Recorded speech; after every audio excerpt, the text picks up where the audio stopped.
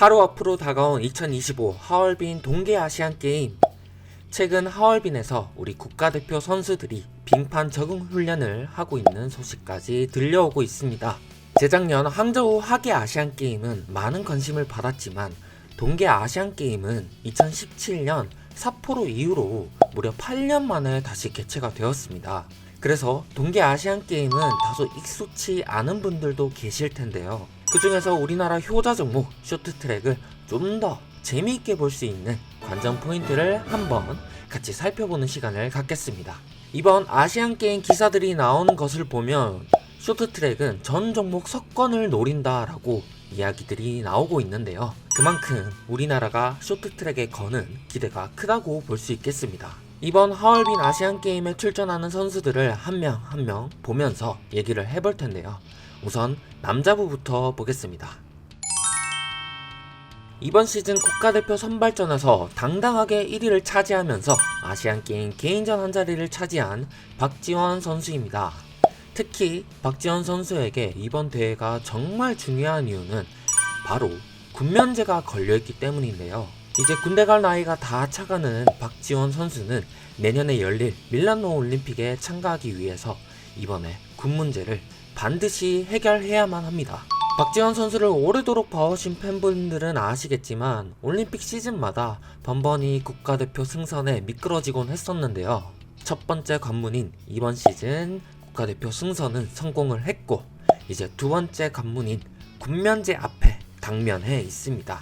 과연 박지원 선수가 밀라노를 향한 발걸음을 계속 이어갈 수 있을지 지켜봐 주시면 좋겠습니다.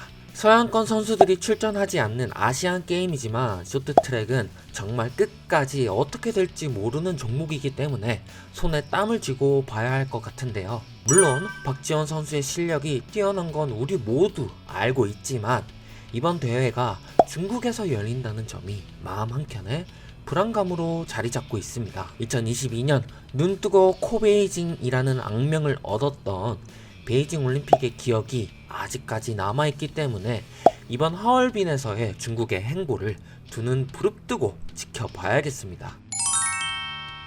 그리고 군면제는 비단 박지원 선수만의 일이 아니죠. 장성우, 김건우, 김태성 이 세 선수도 군면제를 노리고 있습니다. 정말 오랜만에 열리는 동계 아시안 게임인 만큼 남자 선수들의 면제로이드가 발동될 수 있을지 보는 것도 재밌는 관전 포인트가 되겠습니다. 우선 선발전 2위로 개인전을 뛰게 될 장성우 선수입니다. 이번 시즌 선발전 정말 잘 뛰어줬고 개인전 자격을 획득한 만큼 기회가 왔을 때 병력 특례를 받아두는 것이 마음이 편할 텐데요. 매 시즌 성장해오는 모습을 보여주면서 많은 팬들의 사랑을 받고 있는 선수입니다.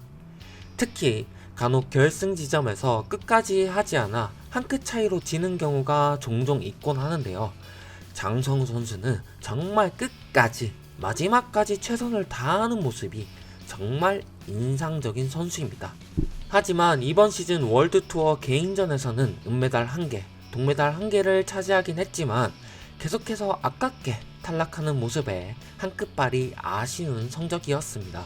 그래도 장성우 선수 패자부활전을 뚫고 결승까지 올라가는 강인한 체력과 아까 말씀드린 것처럼 정말 끝까지 포기하지 않는 근성이 대단한 선수입니다. 아시안게임은 월드투어에 비해 상대적으로 선수 풀이 적은 만큼 이번 대회에서 좋은 모습 보여줄 수 있길 바랍니다. 다음 마지막 개인전 멤버인 김건우 선수입니다. 김건우 선수는 지난 2023-24 시즌 월드컵에서 금메달 3개, 은메달 1, 동메달 2개를 획득하면서 박지원 선수를 이어 남자부의 든든한 버팀목이었는데요. 가장 최근 국내 대회에서 경기 중 큰 부상을 입어 얼마 전에 발목 수술까지 하게 되었습니다. 아시안게임 출전을 목전에 두고 부상을 당해 출전이 좌절되는 것이 아닌가 팬들의 걱정이 많았는데요. 다행히 최근 다시 훈련하는 모습을 SNS에 보이면서 아시안게임에 대한 의지를 보였고 최종 엔트리에도 확정이 되었습니다. 그리고 최근 기사에서 하얼빈 빙상장 공식 훈련에서 넘어짐이 있었다는 소식이 들려왔는데요. 그 영향 때문인지 500m 종목은 차순위인 김태성 선수에게 넘겨줬다고 합니다. 부상을 딛고 도전하는 만큼 만족할 만한 결과를 얻을 수 있었으면 좋겠습니다. 다음으로 선발전 4위를 하며 개주 멤버로 발탁된 김태성 선수입니다. 500m를 주종목으로 삼으며 단거리에서 두각을 보이고 있는 선수입니다. 얼마 전 열린 유니버시아드 대회에서 개인전 정관왕을 포함해 4관왕을 달성하며 남자부 에이스로 거듭났었는데요. 개주 멤버인 만큼 개인전 자격이 없기 때문에 개주에서 반드시 금메달을 차지해야 하는 상황이었지만 앞서 말씀드린 것처럼 김건우 선수가 500m를 양보하면서 김태성 선수에게도 개인전 기회가 생겼습니다. 서양 선수들과 견줄 수 있는 스피드와 순간 폭발적인 스퍼트가 강점인 김태성 선수, 넘어지는 일이 종종 있는 편이라 안정성만 조금 더 키운다면 앞으로 더 크게 성장할 케이스라고 생각이 듭니다. 이번 아시안 게임에서도 본인의 강점을 살려 단거리와 계주에서 톡톡히 한몫을 해서 좋은 결과 가져오길 바라겠습니다. 그리고 다음 선수, 리빙 레전드죠. 살아있는 전설, 밴쿠버 올림픽 2관왕 이정수 선수입니다. 너무나도 오랜만에 듣는 이름에 깜짝 놀라실 분들도 계실 텐데요. 밴쿠버 이후 15년이 지났지만 아직 현역 맞습니다. 선발전에서 5위를 차지하면서 아시안게임 개주 멤버로 뛰게 되었습니다. 이번 시즌 월드투어에서도 최강자의 자리매김한 캐나다를 이어 은메달과 동메달을 차지했던 남자 계주에서 본인 몫을 잘 해내고 있습니다. 아무래도 오래 탄 만큼 경험이 그만큼 축적되어 있을 텐데요. 상대적으로 경험이 부족할 나머지 선수들을 잘 커버해 주면서 이번 대회도 좋은 결과로 이끌어 줄 것이라 예상이 됩니다. 마지막으로 원래 5명만 출전하는 아시안 게임이지만 주최국인 중국의 제안으로 엔트리가 1명 더 추가되면서 이번 대회 함께 뛸 수 있게 된 박장혁 선수입니다. 2022년 베이징 올림픽 보신 분들은 아마 다 기억이 나실 겁니다. 박장혁 선수는 선발전에서 6위를 차지하면서 월드투어에서도 개주 멤버로 활약을 하고 있습니다. 특히 강력한 푸시로 개주 교대하는 과정에서 강점을 보이고 있는 선수입니다.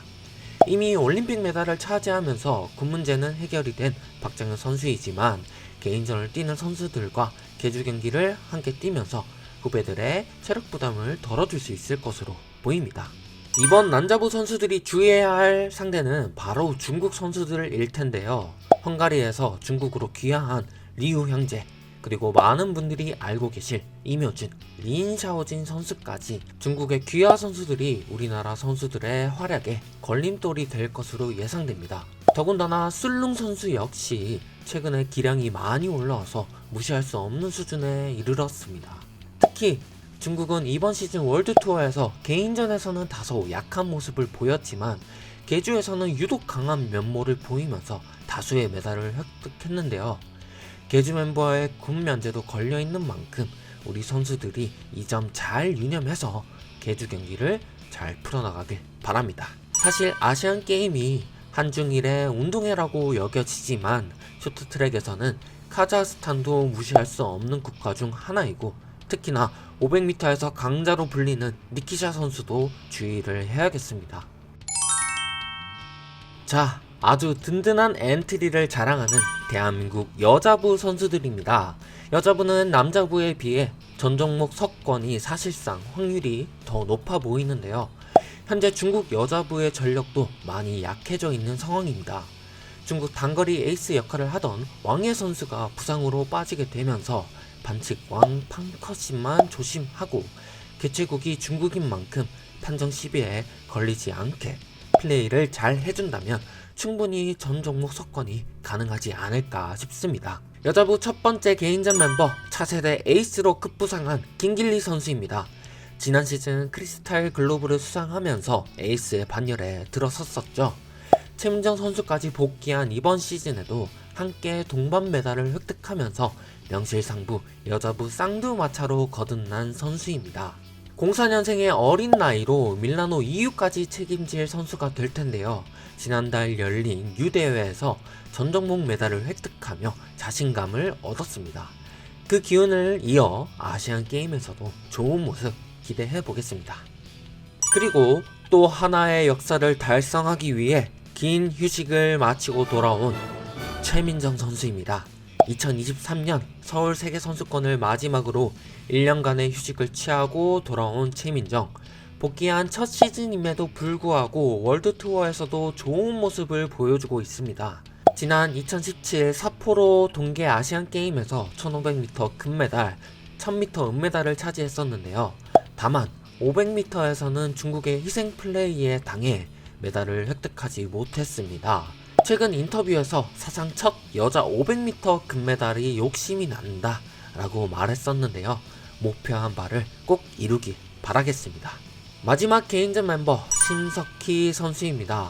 과거 전성기에 비하면 기량이 많이 떨어진 것은 사실이나 국가대표 선발전 결과를 보시면 알 수 있듯이 우선 선발된 김길리 선수를 제외하고는 최민정, 심석희 두 선수의 점수가 압도적으로 높다는 걸 확인하실 수 있습니다. 그만큼 아직 국내에서는 심석희 선수를 뛰어넘을 선수가 없다는 걸 의미하는데요.